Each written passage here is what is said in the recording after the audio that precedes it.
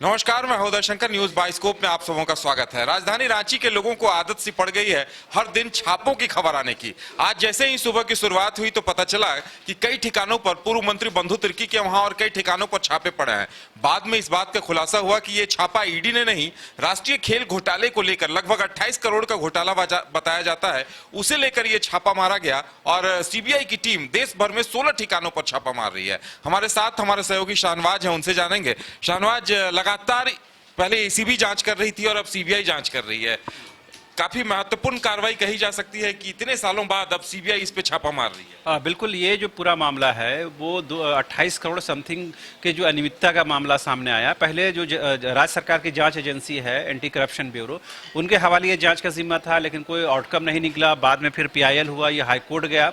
वहाँ से हाईकोर्ट के आदेश के बाद ये मामला सीबीआई के हाथों गया और सीबीआई ने फिर इसमें जाँच शुरू की और इसमें दबिश डाली है। क्योंकि उस वक्त तत्कालीन जो स्पोर्ट्स मिनिस्टर थे वो बंधु तिर्की थे, लेकिन आयोजन समिति के अन्य लोग, जिसमें एसएम हाशमी की नाम ले सकते हैं और आर के आनंद साहब का नाम ले सकते हैं, मधुकांत पाठक जी का नाम ले सकते हैं, ये तमाम लोग कहीं ना कहीं उसकी जद में आए थे, उसके घेरे में आए थे।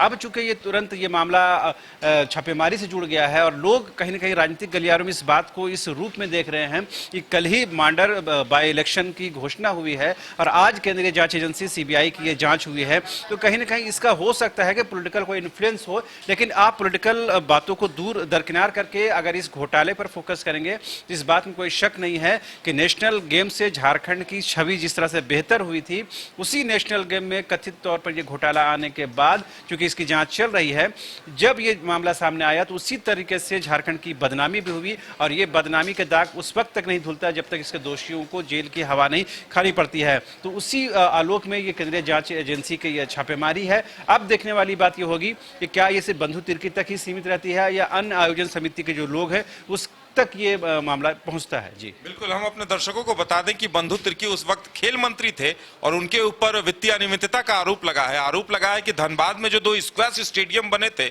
वहां वित्तीय अनियमितता हुई थी, जिसमें बंधु तिर्की कहीं न कहीं उन्हें जिम्मेदार माना गया और इसी एंगल से सीबीआई की टीम जांच कर रही है। लेकिन कहा जा सकता है कि बंधु तिर्की के सितारे फिलहाल ठीक नहीं चल रहे हैं। पहले विधायकी जाती है आय से अधिक संपत्ति मामले में और अब सीबीआई का छापा भी उसी दौरान देखने को मिल रहा है। बिल्कुल, इस मामले में देखिए तो झारखंड पूरे देश में एक विचित्र प्रदेश इन पिछले 20 दिनों में उभर कर आया है कि पिछले 20 दिनों से ज्यादा समय से ईडी की रेड पड़ रही है, आयकर की छापेमारी चल रही है, अब ऊपर से सीबीआई की छापेमारी हो रही है। ये ऐसा कौन सा प्रदेश है जहां पर एक के बाद इतने घोटाले होते हैं, जिसमें केंद्रीय जांच एजेंसियों को एक के बाद एक छापेमारी करनी पड़ती है और उसमें जो टॉप रैंक के जो ब्यूरोक्रेट्स हैं वो इसकी जद में आते हैं, सत्ता के गलियारों तक इस जांच की आज पहुंचती है। और अब सीधे सीधे कांग्रेस के कार्यकारी अध्यक्ष बंधु तिर्की, पूर्व विधायक मांडर के बंधु तिर्की पर छापेमारी हुई है। हालांकि वो रांची में नहीं है, आउट ऑफ स्टेशन है, आज शाम तक उनकी पहुंचने की संभावना है। अब उनके आने के बाद उनका क्या रिएक्शन होता है ये देखने की समझने की बात है। लेकिन बाय इलेक्शन की घोषणा के बाद ये माना जा रहा था, चूंकि 1 महीने का वक्फा बचा हुआ है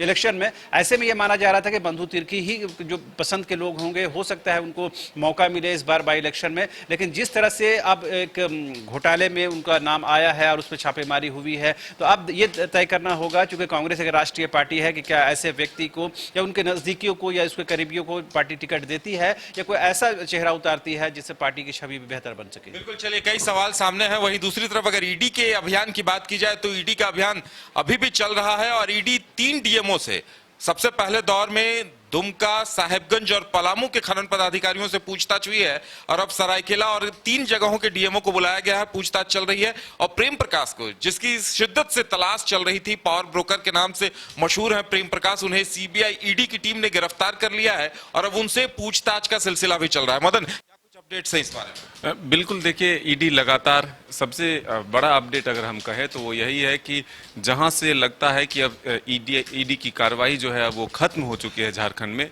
तो वैसे ही छापेमारी का दौर और बढ़ जाता है। और अगर आप देखें पिछले 24 घंटों की अगर बात करें तो राजधानी रांची के कई हिस्सों में लगातार छापेमारी की गई है और जिस तरह से लगातार ये बातें सामने आई थी, आखिर प्रेम कौन है, प्रेम के नाम से कई ट्वीट भी सामने आए थे, तो आखिर सभी ये चर्चा कर रहे थे कि आखिर वो प्रेम कौन है, ईडी कब तक वहां पहुंचती है। तो अब ईडी ने प्रेम को अपने हिरासत में लिया है। फिलहाल उनकी गिरफ्तारी नहीं हुई है, पूछताछ जारी है और उनके कई ठिकानों पर जो है लगातार देर रात तक छापेमारी हुई है। उनके घर से एक विदेशी नस्ल के कछुए भी बरामद हुए हैं। तो अब दूसरा महत्वपूर्ण अभी जो अपडेट है वो ईडी, एक तरफ ईडी की छापेमारी चल रही है, दूसरी तरफ ईडी दफ्तर में जो अभिषेक झा हैं पूजा सिंघल के पति, अब फिर से उनको एक बार बुलाया गया। जब उनकी पत्नी जेल चली गई है तब उसके बाद फिर से अभिषेक झा को एक बार पूछताछ के लिए बुलाया गया है। साथ ही जो 3 जिलों के डीएमओ हैं, सूचना मिल रही है कि 3 जिलों के डीएमओ को भी बुलाया गया है, यानी कि पूर्वी सिंहभूम, पश्चिमी सिंहभूम और सरायकेला के जो डीएमओ हैं उनको बुलाने की सूचना मिल रही है। साथ ही साहेबगंज के डीएमओ से लगातार पूछताछ हो रही है। विभूति भूषण सबसे चर्चा अधिक अगर हुआ है इस विभूति नारायण का, क्योंकि सबसे महत्वपूर्ण केसेस वहीं से हैं, साहेबगंज से।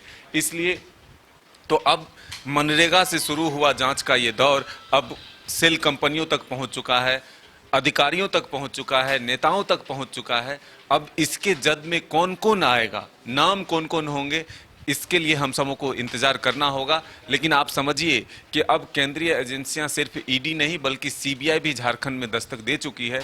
अब तार कहाँ किसके जुड़ेंगे ये कहना फिलहाल मुश्किल है, लेकिन जब जहां लोग ये सोचना शुरू करते हैं कि अब सुमन सिंह जेल चले गए, पूजा सिंघल जेल चले गए, रिमांड की अवधि अब खत्म हो गई, तो यानी कि अब ईडी की कार्रवाई खत्म होगी, तो वहीं रेस जो दौर है वो और बढ़ जाता है ईडी की छापेमारी। लगातार नई नई जानकारियां सामने आ रही हैं। प्रेम प्रकाश, विशाल चौधरी, ऐसे ऐसे नाम सामने आ रहे हैं जो बड़े पावर ब्रोकर माने जाते रहे हैं और उनके घर पे शराब और शबाब की महफिलें भी अक्सर सजा करती थी, जो एप्पल के फोन से भी बहुत कुछ खुलासे होने की बात सामने आ रही है। बिल्कुल, देखिए सूचना के हिसाब से ये सारी बातें सामने आ रही हैं कि बड़े नेताओं का, बड़े अधिकारियों का उनके घर जाना ना होता था।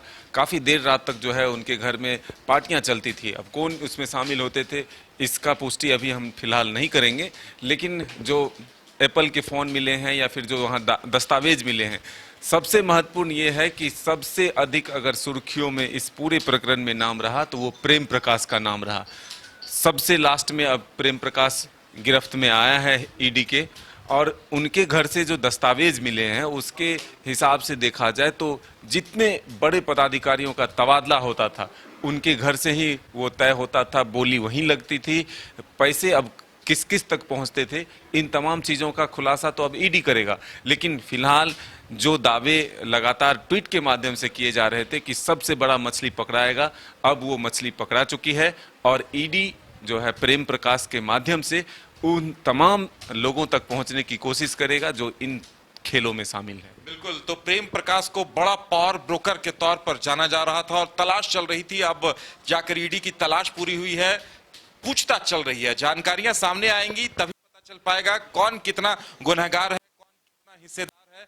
लेकिन इतना जरूर है कि जिस तरह से प्रेम प्रकाश, विशाल चौधरी और इन तमाम लोगों पे छापे पड़े हैं, ईडी ने इन्हें अपनी गिरफ्त में लिया है, उसके बाद सूबे के कई आईएएस आईपीएस अधिकारियों की धड़कनें तेज हो गई हैं, कहीं उनका भी नाम सामने ना आ जाए। देखने वाली बात यह होगी कि अब क्या कुछ सामने आता है। फिलहाल हमारे साथ इतना ही, हमें दीजिए इजाजत, नमस्कार।